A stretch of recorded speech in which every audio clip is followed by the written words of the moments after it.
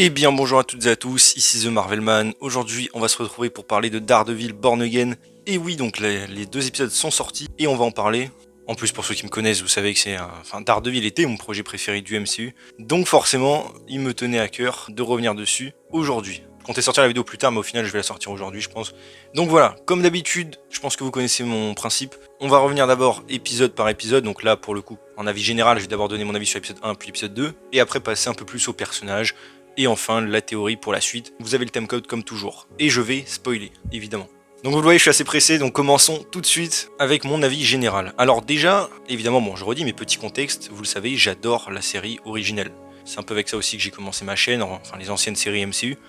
Et c'est quelque chose que je porte vraiment dans mon cœur. J'ai participé d'ailleurs à sauver la série, d'ailleurs je suis un peu fier de le dire, et ça fait 7 ans que j'attends la suite. Et je vais être honnête, avec vous, vous le savez, j'en ai déjà parlé dans d'autres vidéos, j'avais des inquiétudes. Inquiétude de plein de choses, que ce soit Marvel Studios maintenant qui gère, parce que oui, même si c'est Marvel Télé, soi-disant c'est Marvel Studios derrière. Le fait aussi que la série a eu beaucoup de problèmes de production, vous savez, elle a été refaite plus ou moins, enfin en tout cas en partie, on va y revenir d'ailleurs dans ces épisodes, on peut le voir. Et j'avais beaucoup de craintes que j'ai émis d'ailleurs dans une de mes dernières vidéos. Et malheureusement, je dois le dire, et oui, la plupart de mes craintes se sont avérées totalement exactes. Et alors, encore une fois, on va y revenir, il y a du bon et du moins bon, mais il y a du bon, attention, mais il y a aussi beaucoup de mauvais. Et venant d'une série comme Daredevil, qui est pour moi une des meilleures adaptations que Marvel ait faites, c'est vraiment pas bon. Pas du tout à la hauteur, et c'est un gros problème, donc je vais pas vous mentir que je suis quand même extrêmement déçu, en général. D'ailleurs, pendant qu'on est toujours en général, je tiens à le dire, parce que là ça vaudra pour les deux épisodes, mais visuellement c'est absolument abominable. Je suis désolé, je pense que certains vont pas trop le remarquer ou s'en fichent un petit peu, mais moi, m'ayant refait les 3 saisons de Netflix, plus même d'ailleurs le Punisher, Defenders, moi je vois la différence et c'est absolument horrible, ça pique les yeux, il y a aucune couleur, aucun contraste. Toujours le truc un peu gris et mal éclairé de Disney+. Le ratio évidemment qui ne va absolument pas au format série, le format, il me semble c'est Cinémascope. Bref, et ça faut le dire vraiment, je tiens à le dire parce que c'est général pour les deux épisodes, visuellement c'est abominable et j'insiste beaucoup sur ce point. Il n'y a aucune couleur, enfin bref, je suis désolé, je vais pas m'éterniser dessus, mais déjà ce point est extrêmement mauvais et quand on le compare à Netflix, évidemment c'est le jour et la nuit, on passe de 10 sur 10 à 0 sur 10, voilà. Et aussi c'est vrai que j'en ai pas parlé pour l'avis général, mais la musique est plutôt pas mal, les moments où ça reprend les thèmes de Netflix sont sympas, et le nouveau thème aussi un peu général est plutôt cool, je trouve sympa, il reste dans la tête. Et le nouveau générique, ouais, ça va. On m'avait dit que ce serait une nouvelle intro avec la même musique qu'avant. Évidemment, c'est pas le cas, du coup, c'est un bon mensonge, j'allais dire. La musique est moins bien, et je trouve l'animation aussi un peu moins bien, mais c'est assez sympa et ça reste dans le thème Daredevil qui se casse pour se reconstruire, Born Again. Même si ça aurait plus de sens de faire ça pour la saison 3 de Daredevil plutôt. Mais bon. En tout cas, c'était sympa et niveau musique, c'est pas mal. Pas au niveau de l'ancienne série, surtout du coup dans les scènes d'action. Ou pour le coup, dans l'ancienne série, c'était à chaque fois la musique magistrale à chaque scène. Mais voilà. Et c'est vrai que pour la musique, par contre, il y a des moments qui m'ont un peu gêné. Où la musique, je trouve, en fait un peu trop. Ou des fois, il y a des moments où c'est juste de la musique avec pas de dialogue. Et je trouve que ça le fait pas, en fait, dans cet univers-là. Ça fait un peu clip show. Bref. C'est vrai que les effets aussi, quand il écoute les gens, bon, ça va, c'est plutôt pas mal. Des fois, ça ressemble à Netflix. Mais d'autres fois, je trouve que ça fait un peu de cheap et beaucoup moins bien fait, justement. Oui, il change le ratio quand il écoute par moment. Oui, oui, ok. Ça change rien, en fait. C'est juste à ce moment-là, je me dis, oui, le ratio, enfin, il ressemble à quelque chose de normal pour une série. C'est tout ce que je me suis dit. Et d'ailleurs, je pense même à la scène là avec Foggy où il écoute pendant le combat. Bah, c'est pas très bien fait, franchement. Si on compare avec la saison 3 où le prêtre était en train de mourir et qu'il parle à Matt, ou que Karen lui murmure des trucs, c'était 10 fois mieux fait, mais bon. Admettons. Mais donc, je suis désolé, commençons directement par l'épisode 1. Là, je vais être un peu long dans la critique, je préviens. Épisode 1, donc, épisode pilote qui a été retourné en 2024, car là-bas, cet épisode-là n'existait même pas dans la série.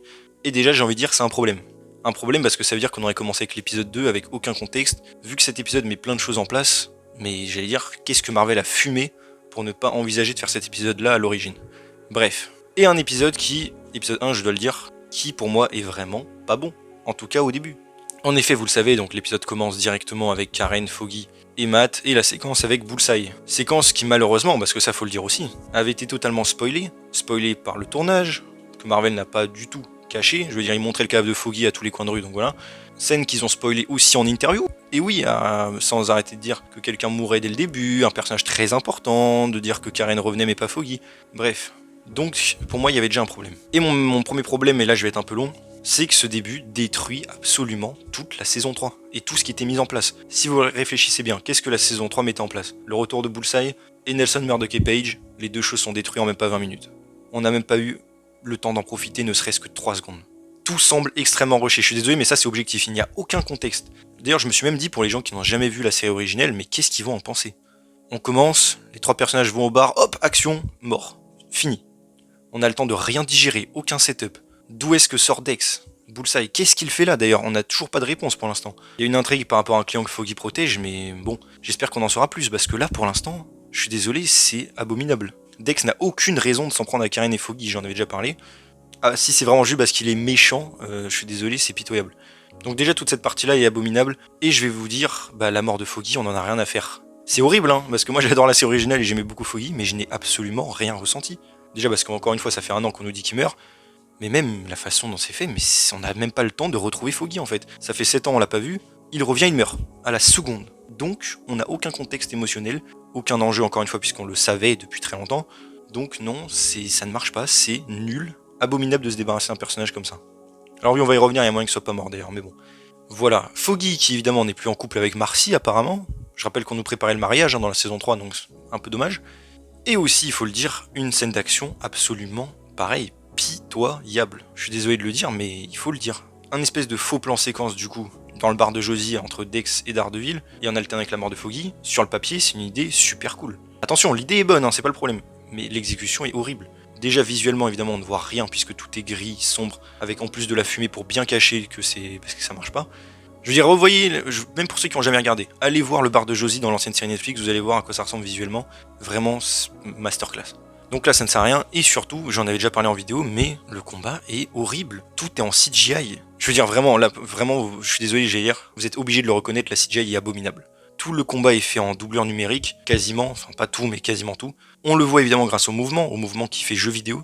Et donc il y a des moments pendant le plan séquence où on alterne entre Daredevil et Dex et deux personnages de, j'allais dire Injustice, j'en sais rien, un jeu de comics, où on a deux jeux vidéo qui se battent.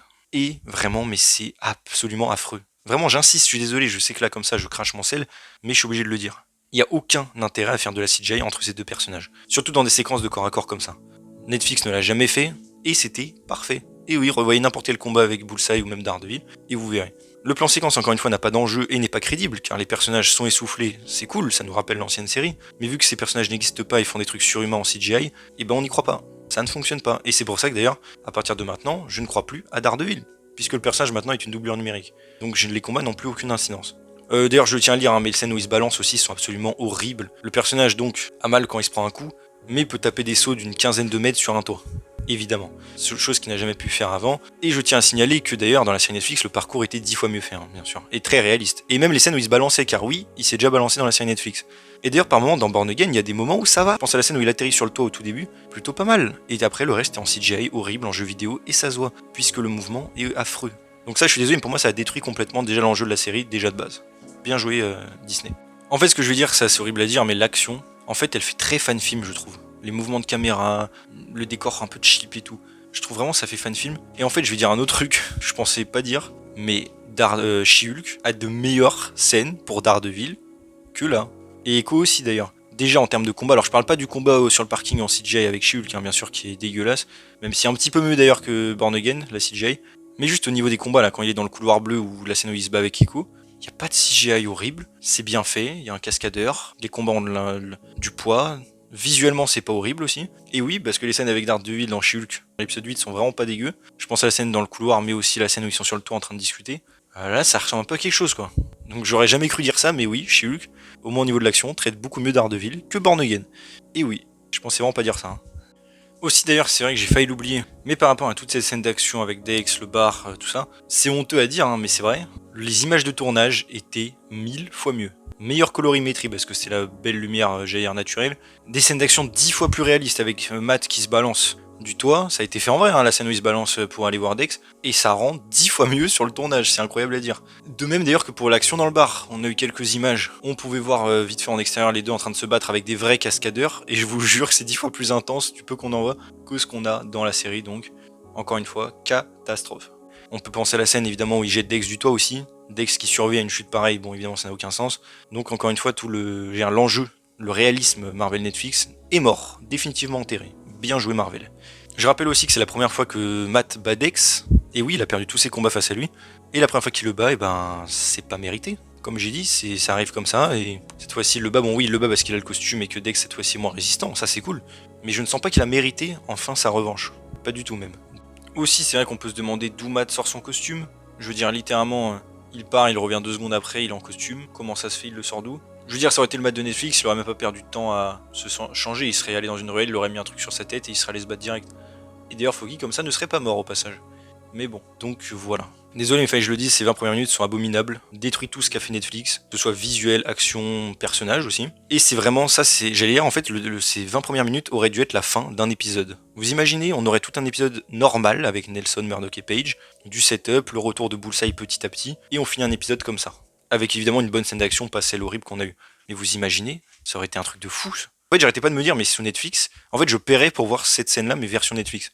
Donc voilà, je suis désolé, j'ai été long, mais il fallait le dire, parce que ça détruit, encore une fois, tout l'héritage de Netflix, pour passer à autre chose, et je suis désolé, c'était pas bien fait. Pitoyable. Mais alors, à part ça, le reste du premier épisode est plutôt pas mal, il faut le dire. Bah oui, maintenant je passe au positif. Une fois qu'on a passé cette catastrophe, ça commence à ressembler à quelque chose. Alors oui, évidemment, on passe pas du tout sur la mort de Foggy, aucun enterrement, aucun héritage. Je veux dire, vous vous rendez compte que Foggy est mort et qu'on a eu plus de poids pour la mort de Ben Urich ou du père Lampton dans la saison 3, ou même de Renadim. Bref, je suis désolé, mais Foggy, catastrophe. Comme j'ai dit, on passe très vite à autre chose. La scène du tribunal avec Bullseye était plutôt pas mal. Encore une fois, très rushé. En fait, GR, c'est le mot pour les 2 épisodes, très rushé. L'épisode a une durée GR normale, mais il se passe vraiment trop de choses. On n'a pas le temps de respirer, alors que pourtant c'est une série, donc voilà. On a donc, j'allais dire, Matt, qui a un peu refait sa vie, qui est tout seul, avec son nouveau cabinet d'avocat, il a fait de l'argent. Bref, ça on le savait, hein, de toute façon. On voit sa rencontre avec Heather Glenn, que j'ai trouvé assez sympathique, j'avoue. La manière dont c'était fait. Et tout le contexte même après de Fisk, avec son ascension, j'allais dire, en tant que maire. Mais pareil, toute l'intrigue de Fisk en vrai aurait pu être beaucoup plus approfondie, tout simplement. Voir plusieurs épisodes de comment est-ce qu'il arrive à séduire, on va dire, la foule de New York. Là, je trouve que ça arrive un peu trop vite et on digère pas, c'est dommage. Mais tout ce qui est Fisk, pour le coup, est plutôt réussi, moi, je trouve. Et évidemment, la scène avec lui et Matt était super cool au restaurant, mieux que ce que j'aurais cru, honnêtement. Les dialogues étaient pas mal, ça va. Alors les dialogues, pareil, hein, j'en ai pas trop parlé. C'est entre les deux. Par moments, je trouve que c'est plutôt pas mal et ça ressemble à Netflix. D'autres fois où c'est un peu irréaliste et très MCU, j'allais dire, pas dans le bon sens du terme. Mais ça va, ça va. Et l'acting, évidemment, entre les 2 acteurs, surtout, est parfait. Pour le coup, là, j'ai l'impression de retrouver vraiment mes personnages. Surtout Fisk, qui dans Hawkeye et Echo était un petit peu en dessous, je trouve. Alors évidemment, pas en termes de continuité, mais en termes de jeu. Là, on retrouve le Fisk, je trouve, dans toute sa splendeur. Donc voilà. Toute l'ambiance de fin d'épisode aussi avec le jeu de couleurs, même si évidemment la couleur est absolument dégueu à cause du filtre gris. Évidemment, c'était assez cool, symbolique. Voir Matt un peu désespéré du fait que Fisk accède à la mairie en plus du reste, c'est sûr que ça le fait. Donc voilà. Comme j'ai dit, alors bon, j'approfondis pas beaucoup, mais vraiment, pour le coup, on va dire les 3/4 de l'épisode 1, excepté le début, j'ai plutôt apprécié. Et j'ai trouvé ça même très sympathique. Faut le dire, hein, je suis honnête, quand c'est bien, faut le dire. Voilà. Alors je trouve ça quand même un petit peu décevant que Matt ne soit pas autant énervé que Fisk fasse tout ça, que Fisk soit dehors aussi, parce que bon, je rappelle que la saison 3 ne sert plus à rien, puisque Renadim est mort pour rien. Mais bon, au moins ils font allusion quand même à l'accord qu'ils avaient passé, plein de choses comme ça. On va y revenir, hein, sur les petites références d'ailleurs à Netflix qui étaient très cool. Donc voilà, je suis désolé, je suis assez long. L'épisode 2 aussi, alors pour le coup j'ai beaucoup plus préféré l'épisode 2. Et ce qui est très drôle avec l'épisode 2, c'est que c'est un épisode de l'ancienne version de la série qui est considérée entre guillemets comme mauvaise par Marvel. Et j'ai envie de dire, bah non, si c'est ça le mauvais, je pense qu'on s'est un peu trompé de cible. Et voilà. Sachant que d'ailleurs l'épisode 2 était censé être justement, comme j'en avais parlé, le début de la série originelle. On aurait eu zéro contexte. En bref, Marvel, encore une fois, qu'est-ce qu'il fume? Vraiment, j'aimerais savoir. Mais bref, en tout cas, un épisode du coup qui nous met en scène White Tiger, qui se fait donc arrêter. Pareil, cette intrigue, on la connaît depuis 2 ans maintenant. Qu'il allait se faire arrêter par les flics, tout ça. Bon, j'ai trouvé ça assez cool, assez réaliste. Un épisode qui a une vraie ambiance pour le coup, plus structuré, hein, que l'épisode 1. Là, on sent la direction dans laquelle ils veulent aller et c'est cool. Ça m'en valorise dans le parallèle avec Matt, évidemment, qui est aussi un justicier. Des choses comme ça par rapport à Hector. Donc je pense, GR, c'est pas une épisode où on va dire il se passe grand chose, on voit plus Fisk aussi progresser en tant que maire et Fisk, enfin, GR, même les 2 personnages retomber un peu dans leur travers, Matt avec le côté justicier, évidemment, même s'il est pas en costume, et Fisk qui a évidemment commencé à menacer le commissaire et retombe lui aussi, on va dire, dans ses vieilles habitudes. Donc un épisode sympathique, il se passe des choses, c'est intéressant, on commence à arriver, mais bon, on a déjà fait un quart de la série et bon, il s'est pas passé non plus des trucs de fou. Je veux dire, quand on compare, parce que je suis désolé, il faut le dire, quand on compare même l'épisode pilote de Born Again à tous les épisodes pilotes de Daredevil, mais c'est même pas à la cheville d'un seul des épisodes. Dans tous les sens du terme, hein, évidemment, scénaristique, action, visuel, tout ce que vous voulez, voilà. Mais bon, ça reste quand même sympathique, et comme j'ai dit, j'ai nettement préféré l'épisode 2, qui pour le coup ressemble plus, je trouve, un peu à Netflix. En tout cas dans le ton, le style, même si évidemment, comme je dis, visuellement ça suit absolument pas, et que c'est quand même très rushé, je trouve. On passe vraiment d'une scène à l'autre sans être approfondi. Ce qui est un peu dommage. Mais voilà. Maintenant passons au personnage, je suis désolé, hein, là on va rentrer plus dans le détail, parce que là j'ai aussi des choses à dire intéressantes. Donc, par rapport à Daredevil, Matt Murdock, évidemment quel plaisir de retrouver Charlie Cox. Charlie Cox toujours aussi excellent dans le rôle. Et un Matt que j'aime pas mal dans ces 2 premiers épisodes. Un Matt qui je sens a pris de l'expérience pour le coup. Alors oui je sais que l'acteur a un peu vieilli et tout, mais même je trouve que ça se ressent dans l'histoire, on sent qu'il a vraiment de l'expérience, qu'il passe à autre chose, qu'il essaie de pas être justicier, et c'est quelque chose d'assez intéressant. Le seul problème, j'allais dire, que j'aurais avec lui, enfin j'ai 2 problèmes à vrai dire, c'est que le fait qu'il ait essayé de tuer Dex, c'est intéressant, alors du coup il a échoué, mais il voulait le faire et en gros il l'a fait pour le tuer. Et c'est un peu ça qui l'a fait pousser à arrêter d'être justicier, déjà de ça, mais en plus, évidemment surtout que Foggy soit mort et qu'il ait donc échoué à protéger son ami. Mais même ça j'ai un peu du mal, alors oui ça le fait un peu dans la série, mais le problème c'est que Matt a déjà tenté de tuer quelqu'un, et pas qu'une fois. Pendant toute la saison 3 il a essayé de tuer Fisk, bon il s'est arrêté bien sûr, et c'était ça la morale de l'histoire, mais il l'avait quand même tenté. Dans l'épisode 2 de la saison 1, il a essayé de tuer un russe en le jetant d'un toit. Alors oui il a atterri dans une poubelle et il avait fait gaffe, mais sur le moment il était pas sûr qu'il soit vivant. Il a vérifié, donc ça veut dire que c'était clair qu'il lui avait dit est-ce qu'il est vivant. Et aussi on peut compter les 2 fois on va dire où il a plus ou moins tué Nobu. Alors oui, Nobu peut ressusciter, donc pour Daredevil, comme dans Defenders, c'était pas un meurtre puisque pour eux ces gens étaient déjà morts. Mais voilà, c'est quand même pour dire, quand il dit qu'il se sentait plus digne et tout, Matt est un petit peu hypocrite quand même là. Et l'autre problème, j'allais dire, que j'ai avec Matt dans ce début, c'est l'absence totale de sa religion. Et oui, je suis désolé de le dire, mais Matt Murdock, bon évidemment c'est un super-héros catholique, et c'était une part extrêmement importante de Netflix. Mais quand je dis extrêmement, c'était dans toutes les saisons, surtout la 3 évidemment, mais dans les autres aussi. Hein. Je rappelle que quand il a commencé à être Daredevil, il vient s'excuser auprès du prêtre, voilà. Là, on a un Daredevil qui a tenté de tuer quelqu'un, qui a perdu son ami, qui en manque de foi a priori, parce que là, il passe devant l'église pendant 2 secondes, c'est la seule allusion qu'on a d'ailleurs à son catholicisme, et c'est tout. Aucune remise en question, rien, aucune mention du fait qu'il a commis un gros péché, en tout cas pour lui, même s'il a échoué. Je trouve ça très, très bizarre et très dommage en fait. J'ai l'impression que Disney évidemment n'osera pas aborder les thèmes religieux, surtout avec le catholicisme. Bon, je sais pas, apparemment il y a des problèmes aux États-Unis, j'en sais rien, c'est pas vraiment mon contexte. Mais oui, Disney fait les timides avec ce thème et c'est bien dommage puisque c'est le corps, j'allais dire, du personnage, la base. Donc il va vraiment falloir mettre les bouchées doubles sur ça. Et c'est aussi pour ça que je ne comprends pas l'absence de Maggie Grace, sa mère. Ah oui, certains vont me dire oui, mais elle était pas présente dans l'ancienne version. Peu m'importe, j'en ai rien à faire. Maggie Grace, c'est sa mère. Elle était d'ailleurs à l'église où il est passé là dans cet épisode. Il doit aller la voir et lui parler. C'était littéralement le rôle qui lui était confié à la fin de la saison 3. C'était la nouvelle confidente de Matt. Donc il faut qu'elle revienne. Et pour l'instant, aucune excuse qu'elle ne soit pas là. Donc pas bon. Mais à part ça, le reste est quand même cool. Comme j'ai dit, tout le côté Matt qui en peut plus et qui veut au fond de lui se battre, surtout à la fin avec les flics et tout. J'ai adoré. J'ai bien aimé aussi sa relation avec Fisk, qui devient presque, j'allais dire, comme de vieux amis. Parce qu'au final, les deux ont beaucoup en commun. Il faut le dire, et j'aime bien la tournure un peu de cette relation, même si, au vu de tout ce qu'il a fait, et surtout même à Renadim, c'est bizarre que Matt soit aussi conciliant. Mais bon, comme j'ai dit, les deux ont évolué, ont changé, donc ça va. Mais Charlie Cox, masterclass. On va passer en vite fait du coup sur ces 2 acolytes d'origine, Foggy et Karen. Alors Foggy, le peu de temps où il apparaît, encore une fois, et même si son histoire, je le redis, hein, est une catastrophe totale pour la série, je trouve quand même évidemment que l'acteur est super, ça fait extrêmement plaisir quand même de le revoir, en tout cas au début. Il est vraiment dans le personnage, les petites blagues un peu à la Foggy quand il va draguer, tout ça. Même si encore une fois, très décevant qu'il soit plus avec Marcy et qu'on ait aucune explication. Mais je trouve quand même que ça fait le taf, et ça faisait plaisir de trouver Foggy, même pour 2 secondes, je dois le dire. Karen aussi, Karen toujours parfaite hein, dans le rôle. D'ailleurs elle je trouve c'est vraiment elle qui a le moins vieilli pour le coup, on dirait vraiment elle est passée de saison 1 à Born Again, 10 ans elle a pas pris une ride. Mais bref j'ai bien aimé Karen comme toujours, j'ai bien aimé le fait qu'elle commence un petit peu à renouer avec Matt, le draguer en tout cas dans le bar de Josie. C'est ce que les 2 acteurs veulent hein, pour les personnages et c'est un peu leur fin logique. Donc j'ai bien aimé ce petit délire, le fait évidemment qu'elle soit terrifiée mais était prête à attaquer Dex avant que Matt n'arrive, ça fait toujours plaisir. Et par contre, il y a un truc que j'avoue que je n'ai pas trop aimé avec Karen, enfin à moitié, c'est la scène du tribunal. La scène du tribunal où on explique donc que Karen a déménagé à San Francisco, qu'elle est plus ici, tout ça. Et alors oui, je sais qu'il fallait justifier, j'allais dire, son absence dans la série, même si je trouve ça un peu bizarre. Mais un truc que j'avoue que je n'ai pas trop aimé, c'est ces échanges avec Matt. D'un côté, oui, ça ressemble à Netflix, c'était assez réaliste et touchant. Mais de l'autre, honnêtement, Karen se barrer comme ça et on dirait qu'elle abandonne Matt au moment où il a vraiment besoin d'elle et qu'il limite il lui supplie de rester. Je trouve que c'est vraiment pas du tout dans le personnage de Karen. Abandonner son ami comme ça. Donc j'espère vraiment qu'on aura une meilleure explication de tout ça plus tard. On sait que Karen va revenir hein, dans les 2 derniers épisodes, donc voilà, mais bon, en vrai j'ai me paraît quel plaisir de trouver Karen, même si c'était pour 2 secondes. Même si ça n'excusait hein, pour Karen et Foggy, hein, qu'ils aient totalement détruit ce qui était prévu. En vite fait, on passe à Bullseye, hein, tant qu'on y est en vite fait avant de passer à Fisk.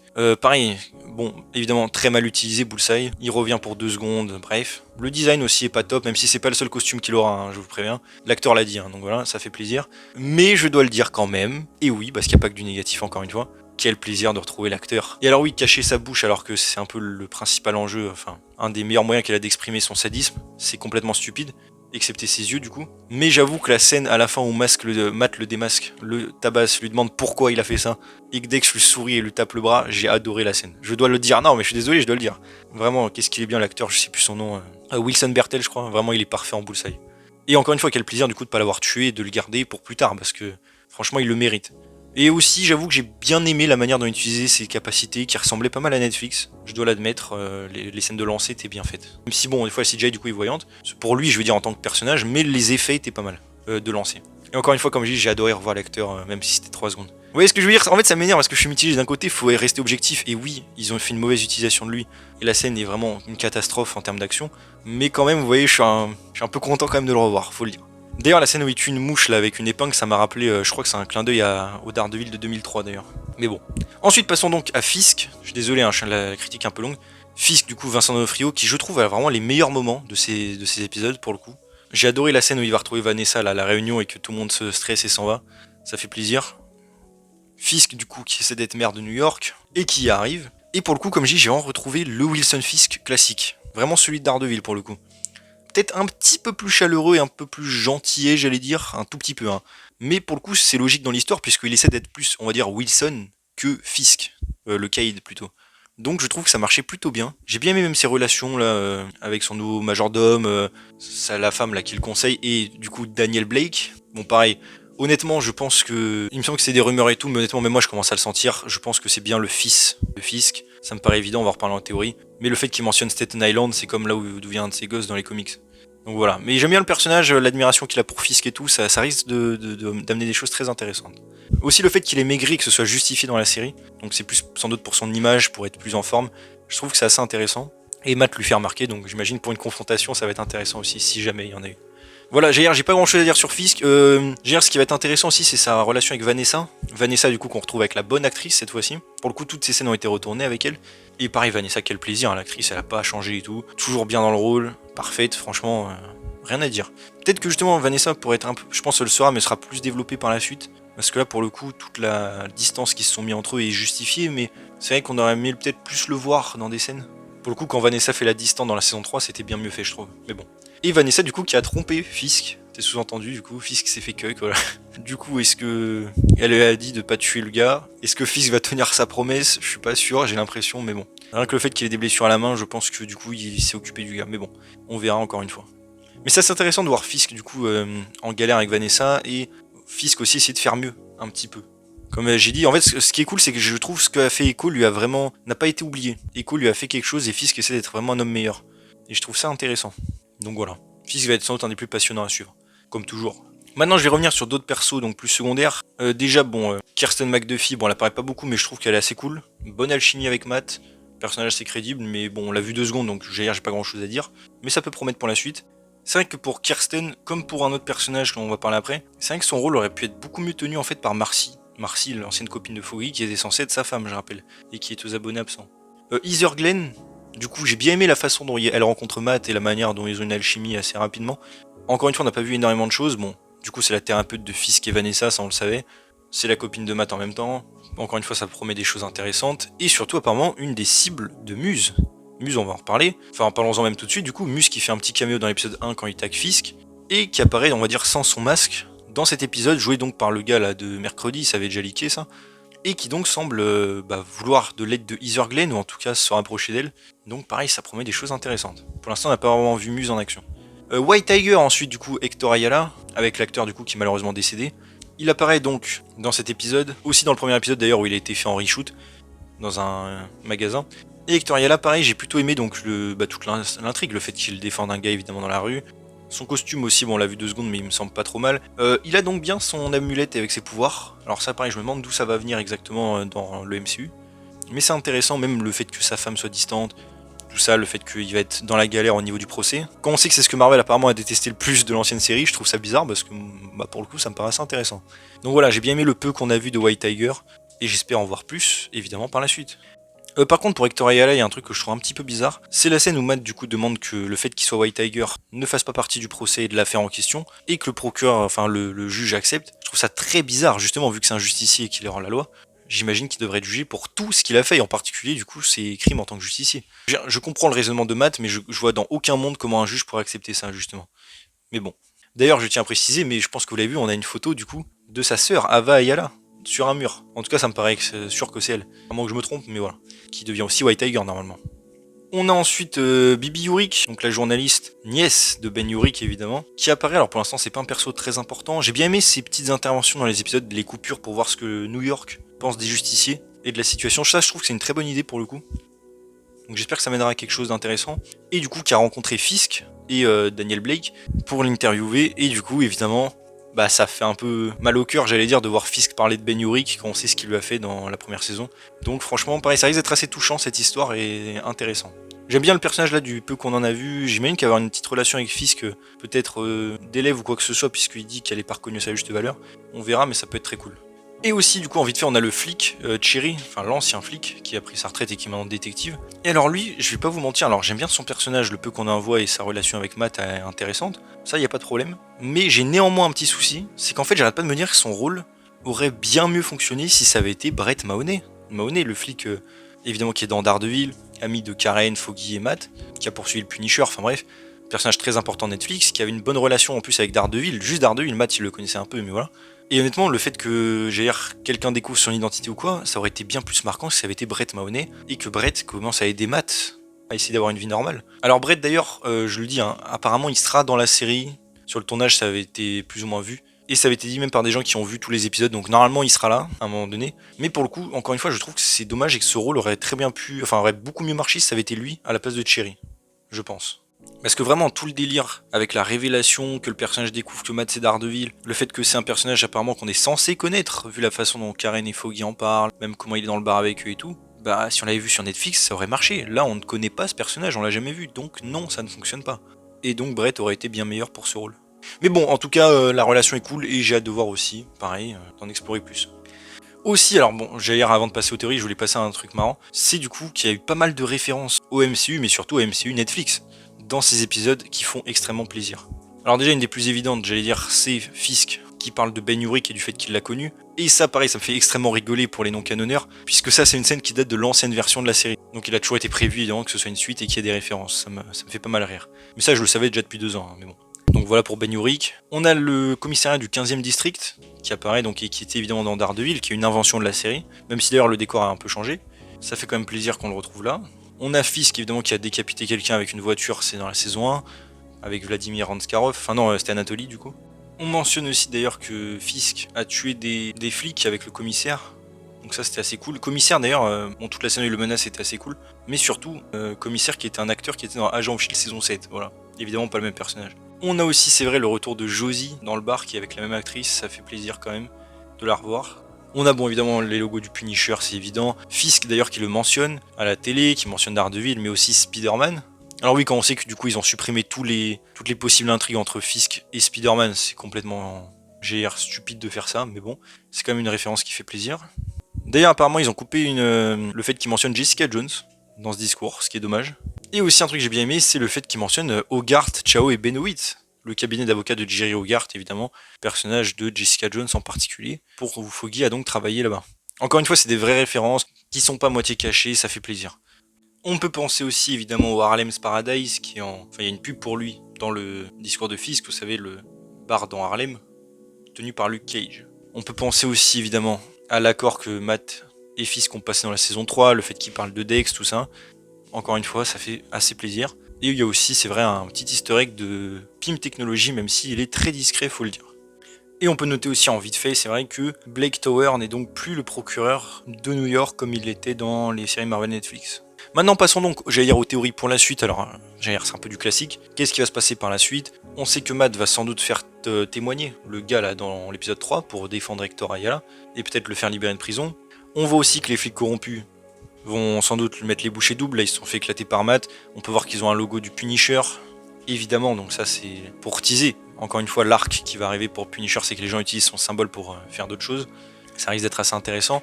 Comme j'ai dit, on a Muse qui semble s'intéresser beaucoup à Heather Glenn, ça je me demande pourquoi est-ce que c'est peut-être un personnage qui essaiera d'aller mieux dans cette version. Est-ce qu'il aura ses pouvoirs aussi? Il me semble que peut-être, je crois que certains leakers l'avaient teasé mais on verra. ça risque d'être intéressant. Bon, Frank, le Punisher, je pense qu'il n'arrivera pas à avoir un moment, hein, ça faut le dire. Aussi, c'est vrai, alors ça, je voulais en parler. On sait que Karen va revenir dans les 2 derniers épisodes, donc voilà, au bout d'un moment, elle va revenir. Mais pour Foggy, un truc intriguant, c'est que là, à l'heure où je fais la vidéo, on a un producteur qui a confirmé que Foggy serait dans la saison 2. Alors oui, je sais ce que vous allez me dire, ça peut très bien être un flashback, il peut très bien mentir, plein de choses comme ça. Oui, je suis d'accord. Mais dire ça, j'allais dire juste après l'épisode où il meurt, c'est un peu bizarre. Donc c'est vrai, j'imagine sans doute qu'il y aura le truc comme dans les comics où Foggy est passé, se fait passer pour mort et tout. Mais honnêtement, encore une fois, j'en ai déjà parlé dans une autre vidéo, je trouve que cette idée sera mauvaise. Mauvaise parce que ça va casser tous les thèmes qu'on aura eu dans cette saison. Mais d'un autre côté, c'est vrai que je me dis que c'est de plus en plus possible. Déjà, il y avait toute l'intrigue bizarre autour du témoin que Foggy devait protéger au début. On n'a pas vu, j'allais dire, l'enterrement de Foggy, on n'a pas vu... Vous voyez ce que je veux dire? Je trouve que c'est très bizarre la manière dont ça a été filmé en fait. Juste Foggy, il tombe sur le sol. Oui, on dirait qu'il est mort, mais je me dis peut-être qu'il s'est fait réanimer, j'en sais rien. Je trouve ça vraiment étrange. Donc voilà, pour moi, la manière dont ils l'ont fait, ça laisse la porte ouverte à ce qu'ils reviennent.